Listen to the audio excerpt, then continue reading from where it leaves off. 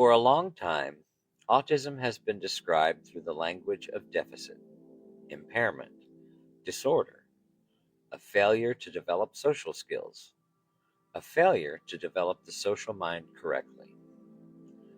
But what if that framing is wrong? What if the autistic mind is not a damaged version of the social mind? What if these are two distinct neurotypes, different ways of perceiving, processing, and relating to the world? A neurotype is a characteristic way the mind perceives, prioritizes, and processes information. We'll begin with the autistic neurotype. At the other side is what I call the social neurotype. Autistic attention tends to prioritize detail, pattern, consistency, and direct meaning. Social attention tends to prioritize expression, relationships, context, and intention. These are not different levels of intelligence, and one is not a damaged version of the other. They are two distinct neurological orientations, two different starting points for understanding the same world. In 1948, Dr. Alfred Kinsey and his colleagues proposed a different way of understanding human sexual orientation.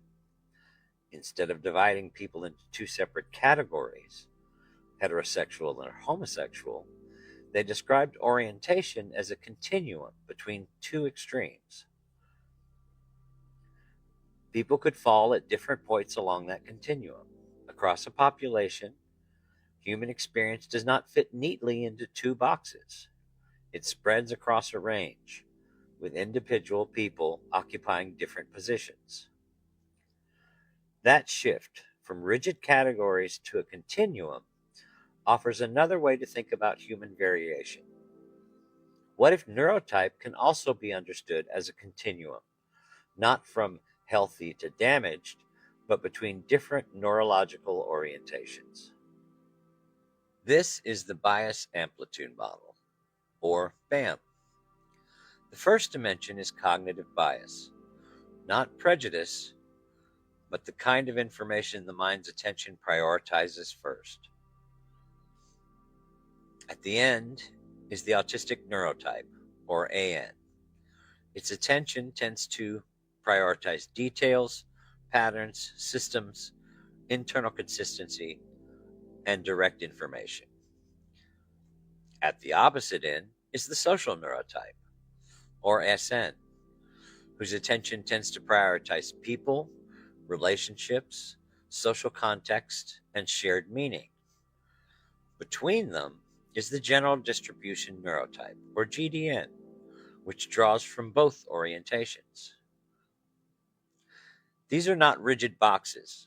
AN and SN represent the clearest poles of cognitive bias, while many people process information through a mixture of both. BAM proposes that these orientations form a distribution across the population. Most people fall closer to the center, while smaller groups fall toward either end. The difference is not between a healthy mind and a damaged mind. It's a difference in which information attention places first. Perhaps the autistic and social neurotypes did not develop in opposition to one another. Perhaps they co-evolved, each contributing different strengths to the same human population.